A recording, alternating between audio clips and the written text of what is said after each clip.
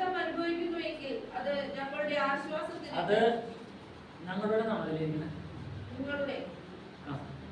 നിങ്ങളുടെ ആശ്വാസത്തിനും രക്ഷയ്ക്കുമാകുന്നു. ഞങ്ങൾക്ക് ആശ്വാസം വരുന്നു എങ്കിൽ അത് ഞങ്ങൾ സഹിക്കുന്ന കഷ്ടങ്ങൾ തന്നെ നിങ്ങളും സഹിക്കുന്നതിൽ നിങ്ങളുടെ ആശ്വാസത്തിനായി ഫലിക്കുന്നു. ഓക്കെ, ഒരു പുതിയ വിശ്വാസം എന്താ പറയുന്നത്? ഒരു പഴയ ഭക്തൻ കഷ്ടതയുടെ നടുവിൽ കടന്നു പോകുമ്പോൾ എന്ത് ചെയ്യണം? അതിനെ ജയപ്പെടുത്ത് മനസ്സിലാക്കിയല്ലോ. എങ്ങനെയാ ജയപ്പെടുത്തുന്നത്? പഴയ ഭക്തനെ കുറിച്ച് വായിച്ചപ്പോൾ സങ്കീർത്തനം 34 വായിച്ച് ചിന്തിച്ചാണ്.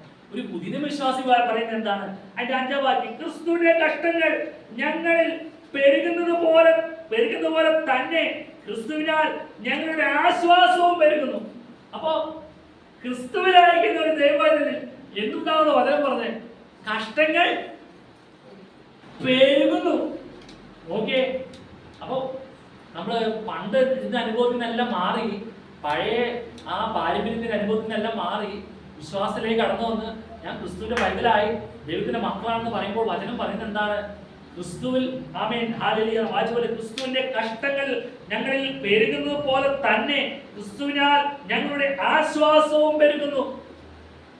ഇത് പറയുമ്പോൾ തന്നെ ഒരു ഭക്തനെ എത്രത്തോളം സന്തോഷത്തോടെ കർത്താവിനെ സ്തുതിക്കാൻ കഴിയുന്നത് ആലോചിച്ച് നോക്കിയേ. ക്രിസ്തുവിൽ കഷ്ടങ്ങൾ പെരുകുന്നു. യേശു ക്രിസ്തുവിന്റെ പൈതലാണെന്ന് പറയുമ്പോൾ, ഞാൻ ക്രിസ്തുവിലാണെന്ന് പറയുമ്പോൾ നമുക്ക് ഓരോരോ പ്രശ്നങ്ങൾ, പ്രതികൂലങ്ങൾ കടന്നു വരുന്നു, അങ്ങനെ പെരുകുന്നു. ഒരാൾക്ക് രോഗത്തിന്റെ ഭാരമാണെങ്കിൽ, ഒരാൾക്ക് സാമ്പത്തിക ബുദ്ധിമുട്ടായിരിക്കും, അല്ലെങ്കിൽ ഒരാൾക്ക് ഭവനമില്ലാത്ത അവസ്ഥയായിരിക്കും, ഒരാൾക്ക് ജോലിയില്ലാത്ത അവസ്ഥയായിരിക്കും. അങ്ങനെ ഓരോരോ കാര്യങ്ങൾ പെരുകുന്നു. അത് പെരുകുമ്പോഴും ക്രിസ്തുവിനാൽ നമ്മളെന്താ പറഞ്ഞേ? ഞങ്ങളുടെ ആശ്വാസവും പെരുകുന്നു. ഇത് ഒരു ദൈവമായി തന്നെ ഉറപ്പോടെ പറയാൻ പറ്റുമോ? അതോ കഷ്ടങ്ങൾ പെരുകുമ്പോൾ ഞാൻ പിറുപിറുപ്പ് കൂട്ടാണോ ചെയ്യുന്നത്? ഞാൻ ഇത്രയേറെ പ്രാർത്ഥിക്കും, ആരാധിക്കും, ദൈവസഭയ്ക്ക് ഇത്രയോടെ നിന്നിട്ട് എനിക്ക് ഇങ്ങനെയാണല്ലോ എന്നാണ് നാം പറയുന്നത്. അങ്ങനെ പറയരുത്.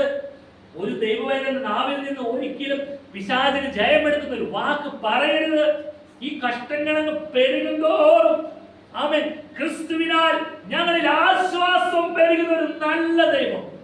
അതുകൊണ്ട് എബ്രായലേഖനത്തിൽ പറയുന്ന പോലെ ക്രിസ്തേശുവിൽ, ആ വാക്യം എബ്രായർ 2-ാം അധ്യായത്തിന്റെ അവസാനം പറയുന്ന പോലെ, താൻ തന്നെ കർത്താവായ യേശു ക്രിസ്തുവിനെ പരീക്ഷിതനായി കഷ്ടം അനുഭവിച്ചിരിക്കാൻ പരീക്ഷിക്കപ്പെടുന്നവർക്ക് സഹായിക്കാൻ കഴിവുള്ളവരാണ് നമ്മുടെ കർത്താവായ യേശു ക്രിസ്തു. അപ്പോ ഇതെല്ലാം കർത്താവ് എന്ത് ചെയ്തു? ആദ്യം സഹിച്ചു, പരീക്ഷിക്കപ്പെട്ടു. കർത്താവ് അതിൽ നിന്ന് ഒരു ജയമെടുത്തു. ജയമെടുത്തിട്ടാണ് നമ്മോട് പറയുന്നത്, ക്രിസ്തുവിനാൽ നിങ്ങൾക്ക് കഷ്ടങ്ങൾ പെരുകുന്തോറും, വചനം പറയുന്നു, ക്രിസ്തുവിനാൽ ആശ്വാസവും അതുപോലെ പെരുകും. അല്ലേ? കേൾക്കുന്ന പ്രിയമുള്ളവരെ, നമ്മൾ ഭാരപ്പെട്ട് ഓരോ വിഷയങ്ങൾ കൊണ്ട് പ്രാർത്ഥിച്ചതിന് നടുവിൽ ഇന്ന് ആശ്വാസത്തോടെ ഇരിക്കുന്നുണ്ടോ? ആശ്വാസം ഇരിക്കുന്നുണ്ടോ? അപ്പച്ചനത് എണീക്കുന്ന സാക്ഷ്യം പറയുമ്പോൾ എനിക്കും സങ്കടം വരും. കാരണം അപ്പച്ചൻ അതുപോലെ ഇവര് ഭയങ്കര ഒരു അപ്പച്ചനും ചില പ്രത്യേകത ശ്രദ്ധിച്ചിട്ടുണ്ട്. നമ്മുടെ അപ്പച്ചനും ചില പ്രത്യേകത, എല്ലാ സ്ഥലത്തിനും ചില പ്രത്യേകത. ഇവര് ഭയങ്കര ഫ്രണ്ട്സ്, ഒരു ഫ്രണ്ട്ഷിപ്പ് മെന്റാലിറ്റിയിലാണ് ഇവർ മുന്നോട്ട് പോകുന്നത്. അപ്പൊ ഒരു വേദന കടന്നു വന്നപ്പോൾ ഹോസ്പിറ്റൽ അവിടെ നിന്നൊക്കെ വിളിക്കുന്ന സമയങ്ങളിലെല്ലാം ഒരു വേദന ഒന്ന് എന്നോട് പറഞ്ഞ്, അമ്മച്ചിയുടെ ചിരി ഇപ്പൊ മാറി തുടങ്ങി, അമ്മച്ചി കാര്യങ്ങൾ മനസ്സിലാക്കി തുടങ്ങി. അപ്പൊ അപ്പച്ചൻ വിഷമായിക്കൊണ്ടിരിക്കുക. അപ്പൊ അമ്മച്ചിയുടെ ആ ചിരി വരെ, അമ്മച്ചിയുടെ ആ മുഖത്ത് കാണുന്ന സന്തോഷം അപ്പച്ചനത് ഒത്തിരി ബലമായിരുന്നു, സന്തോഷമായിരുന്നു. അപ്പൊ ഇവരുടെ ആ വിഷമം നമ്മുടെ ദൈവസഭയിൽ പങ്കുവച്ചു. ഇവിടെ ഈ വിഷയം പ്രാർത്ഥിച്ചപ്പോൾ എല്ലാവരും മനസ്സ് മുറുകി പ്രാർത്ഥിച്ചു. അതുപോലെ തന്നെ അവൻ പല ദേശങ്ങളിൽ നിന്ന്, അതുപോലെ ദൈവസഭയിലെ ദൈവമക്കളെല്ലാം ഓരോ ദൈവദാസന്മാരോട് പറഞ്ഞ വിഷയങ്ങളെല്ലാം വിട്ട് അവരെല്ലാം പ്രാർത്ഥിച്ചു. അതുമേലെ എല്ലാവരും ജയ ദൈവം. ആ കഷ്ടം പെരുകിയ ലാസ്റ്റ് നിമിഷം നമുക്ക് പെരിപ്പിച്ച് കളഞ്ഞു. ഓപ്പറേഷൻ ചെയ്യുമ്പോഴൊന്നും പിന്നെ ഓപ്പൺ സർജറിയാണ് ഇന്നത്തെ ആളൊക്കെ പൊട്ടിത്തെറിപ്പിച്ച രീതിയിലൊക്കെ പറഞ്ഞു. ഓപ്പൺ സർജറി ഉണ്ടായില്ല, ഒന്നും ഉണ്ടായില്ല. കഷ്ടങ്ങൾ പെരുകിയിട്ടുണ്ടല്ലോ. എന്ത് ചെയ്യണമെന്ന് ആലോചിച്ച് പോയൊരു കാലം സമയം. അവിടെ ക്രിസ്തുവിനാൽ എന്ത് ചെയ്തുകൊണ്ടിരിക്കുക? ആശ്വാസവും പെരുകി. ഇന്ന് ആ ആശ്വാസത്തിന്റെ സാക്ഷ്യമല്ലേ നമ്മൾ കേട്ടത്? ആശ്വാസത്തിന്റെ സാക്ഷ്യം കേട്ട് കർത്താവിന് മഹത്വം അർപ്പിക്കാൻ നമുക്ക് സാധിച്ചു. എന്നെ കേൾക്കുന്ന പ്രിയമുള്ളവരെ, നമ്മൾ ഏറ്റവും കൂടുതൽ ദൈവത്തിന്റെ കൂടെ ചേർന്ന് നോക്കി. കഷ്ടങ്ങളും പെരുകും, പക്ഷെ അതുപോലെ തന്നെ ആശ്വാസവും പെരുകും. തൊട്ട് താഴെ വായിച്ച പോലെ തന്നെ, ഹല്ലേലൂയ, ഞങ്ങൾ കഷ്ടം അനുഭവിക്കുന്നെങ്കിൽ അത് നിങ്ങളുടെ ആശ്വാസത്തിനും രക്ഷയ്ക്കുമാകുന്നു. ഇത് പൗലോസ് പറയുന്നത് ദൈവമക്കളോടുള്ള ബന്ധത്തിൽ പൗലോസ് കഷ്ടം അനുഭവിക്കുന്നതിനെ കുറിച്ചാണ് പറയുന്നത്. ആ കഷ്ടം അനുഭവിക്കുന്നത് എന്തിനു വേണ്ടിയിട്ടാ? നിങ്ങളുടെ ആശ്വാസത്തിനും രക്ഷയ്ക്ക് വേണ്ടിയിട്ടാണെന്ന് ആമേൻ പറയുന്നു. എങ്കിൽ അത് ഞങ്ങൾ സഹിക്കുന്ന കഷ്ടങ്ങൾക്ക് തന്നെ നിങ്ങൾ സഹിക്കുന്നതിനാൽ നിങ്ങളുടെ ആശ്വാസത്തിന് ഫലിക്കുന്നു. ഓക്കെ, നമ്മൾ ദൈവത്തെ ആരാധിക്കുകയും ദൈവത്തെ മഹത്വപ്പെടുത്തുകയും ചെയ്യുന്ന സമയങ്ങളിൽ ആമേൻ പല പ്രതികൂലങ്ങൾ കടന്നു വരും. ദേവദാസന്മാരെ ആമേൻ അന്നത്തെ കാലത്ത് പീഡിപ്പിക്കപ്പെട്ടു, അവരെ പിടിച്ചുകൊണ്ടുപോയി, ചിലരെ ഈർച്ചവാളുകളെ കൊന്നു, ചില രണ്ട് തടിമുട്ടികളൊക്കെ വെച്ചിട്ട് കൈകളെ കൂട്ടിയിട്ട് തടി അങ്ങോട്ടും പിളർന്നു പോകും. അങ്ങനെ ഒരുപാട് വേദന അന്നത്തെ ദേവദാസന്മാർ അനുഭവിച്ചു. ആമേൻ മക്കളെ ഉപദ്രവിക്കുന്നതെല്ലാം കണ്ടിട്ട് പിന്മാറി പോകാതെ മക്കളെ കൊന്നുകളയുന്ന അനുഭവത്തിലേക്ക് കടന്നു പോകുന്നു. എന്റെ കാലത്തിൽ അദ്ദേഹം തടയിട്ടില്ല, എന്നിട്ടോ അവരാരും കണ്ടാണ് തള്ളി പറഞ്ഞില്ല, അതെല്ലാം അവർ സഹിച്ചു. അതുപോലെ നിങ്ങൾ സഹിക്കുന്നെങ്കിൽ എന്തുകൊണ്ടാണ് തൊട്ട് താഴെ വായിച്ചത്? അത് നിങ്ങളുടെ ആശ്വാസത്തിനായി ഫലിക്കും. ഇതിനെല്ലാത്തിനും ഒരു ആശ്വാസമുണ്ട്. ഞാനൊരു ഭക്തനെ കുറിച്ച് പറഞ്ഞ 3 മക്കളെ കൊന്നു കളയുന്ന ഒരു സാഹചര്യം കടന്നു വന്നു. ലാസ്റ്റ് അവിടെ നിന്ന് വിളിച്ചു പറഞ്ഞു, മക്കള് ലാസ്റ്റ് വിളിച്ചു പറഞ്ഞു, ഒരിക്കലും തള്ളി പറയില്ല, നമുക്ക് സ്വർഗ്ഗത്തിൽ വെച്ച് കാണാമെന്ന്. അപ്പൊ നിങ്ങളുടെ പ്രത്യാശ നോക്കി. ഇന്ന് നമ്മള് മനസ്സിലാക്കണം, റേഷൻ കാർഡ് ഇപ്പൊ ആരുടെ പേരിലുള്ളത്?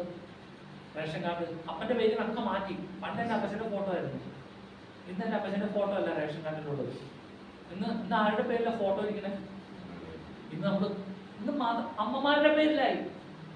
ദാരിദ്ര്യം കയറി വരും, ചില നിയമങ്ങളൊക്കെ കൊണ്ടുവരും. ഇതൊന്നും അംഗീകരിക്കാത്ത ടീമാണെന്ന് പറയും. ആ സമയത്ത് ഇന്ന കാര്യങ്ങൾ ചെയ്താൽ അരി തരാന്ന് പറയും. മക്കളുടെ അവസ്ഥ കണ്ട് അമ്മമാർ എന്ത് ചെയ്യും? 2 കൽപ്പിച്ചിറങ്ങും അല്ലേ? അങ്ങനെ ഉണ്ടാകരുത്. അതൊക്കെ നമുക്ക് ആശ്വാസത്തിന് ഇടയിൽ തീരും. നിങ്ങൾ ശ്രദ്ധിച്ചു നോക്കണേ, ഓരോന്ന് നിയമങ്ങൾ മാറി മാറി മാറി വന്നുകൊണ്ടിരിക്കുക. ഇന്ന് അമ്മമാരുടെ പേരിലായ റേഷൻ കാർഡ് വരെ. ആമേൻ. ഈ റേഷൻ ലഭിക്കണമെങ്കിൽ ചില നിബന്ധനകൾ വെച്ചാൽ ആ നിബന്ധനകൾ കീഴ്പ്പെട്ടു പോകും. ദൈവികമല്ലാത്ത ഒരു കാര്യമാണെങ്കിൽ ഒരിക്കലും അത് അംഗീകരിച്ചു കൊടുക്കാൻ പറ്റില്ല. അതുമേലൊക്കെ നമ്മൾ ജയപ്പെടണം. പഴയ വിശുദ്ധന്മാർ ജയപ്പെടുത്ത് ആമേൻ അഭിമാനത്തോടെ നിന്നുവെങ്കിൽ, കർത്താവിനെ ഉയർത്തിയെങ്കിൽ നമ്മൾ ഒരു മടി കൂടാതെ ഉയർത്തുന്നവരായിരിക്കണം. എന്തുകൊണ്ടാണ് ഈ നിയമങ്ങളൊക്കെ മാറി മാറി വരുന്നറിയോ? കർത്താവിന്റെ വരവ് ഏറ്റവും ആസന്നം, ഏറ്റവും അടുത്തിരിക്കുന്നു. അതുകൊണ്ട് വചനം പറയുന്നു, നിങ്ങളുടെ പ്രതിയോഗിയായ പിശാച് ആരെ വീണ്ടും ചുറ്റി നടക്കുന്നു എന്ന് വെച്ച് കഴിഞ്ഞാൽ, പിശാചിന്റെ കയ്യിലുള്ളവരെ അന്വേഷിച്ച് നടക്കുന്ന കാര്യമുള്ളൂ. പിശാചിന്റെ കയ്യിലുള്ളവർ അവരുടെ കയ്യിൽ തന്നെ സേഫ് ആണല്ലോ.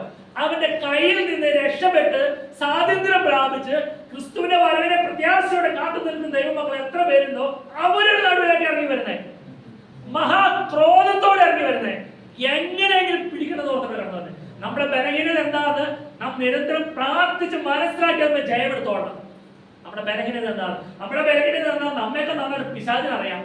അതുകൊണ്ട് പ്രാർത്ഥനയ്ക്ക് ഇരിക്കുമ്പോൾ പൊതുവായി വന്നതും പുറത്തേക്ക് എണീക്കുമ്പോൾ തോന്നുന്നതും അങ്ങനെയുള്ള ചിന്തകളൊക്കെ കൊണ്ടുവരുന്നത് പിശാചിന്റെ പരിപാടിയാണെന്ന് മനസ്സിലാക്കണം.